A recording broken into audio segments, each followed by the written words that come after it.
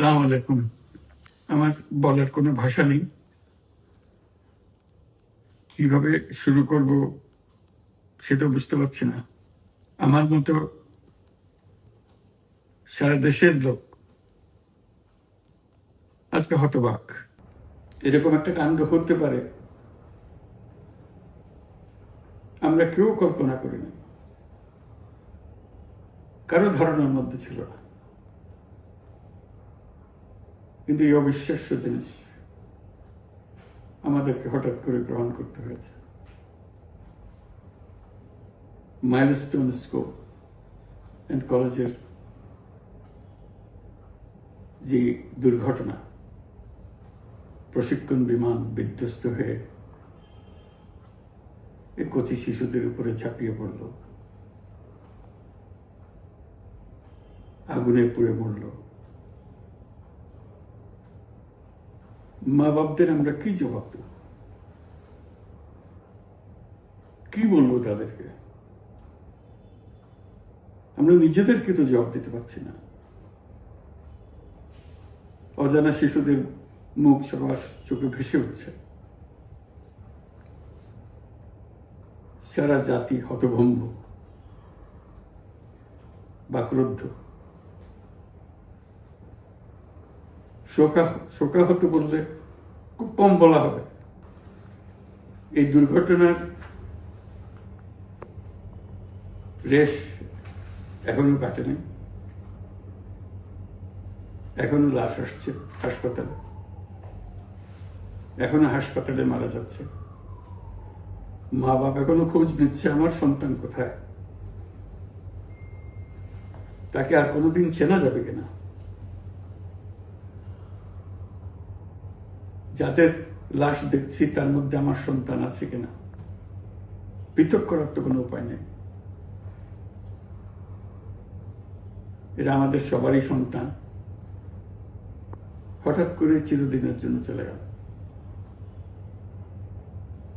আমরা অবশ্যই তদন্ত করব, তদন্তটা তারা ফিরে আসবে না। আমরা চিকিৎসার ব্যবস্থা করছি, সবাই ঝাঁপিয়ে পড়েছে। সকল হাসপাতাল, সকল মানুষ ছুটে আসছে। আমরা সবার কাছে অনুরোধ করছি, হাসপাতালে ভিড় করবেন না, কারণ যারা আহত তাদের জন্য এটা ভালো না। তারা তাদের শরীরে রোগ প্রতিরোধের শক্তি নেই। আমরা ভিড়ে থাকলে আমাদের শরীর থেকে কি রোগ তাদের মধ্যে ছড়িয়ে পড়বে তা বলা মুশকিল। কাজে দূরে থেকে দোয়া করেন সবাই। আমরা বাবা মা আত্মীয় স্বজন সবার কাছে আমাদের সহানুভূতি জানাচ্ছি। বাংলাদেশের যত সন্তান আছে সবাই আপনাদের সন্তান। আমরা নিজেদের মনকে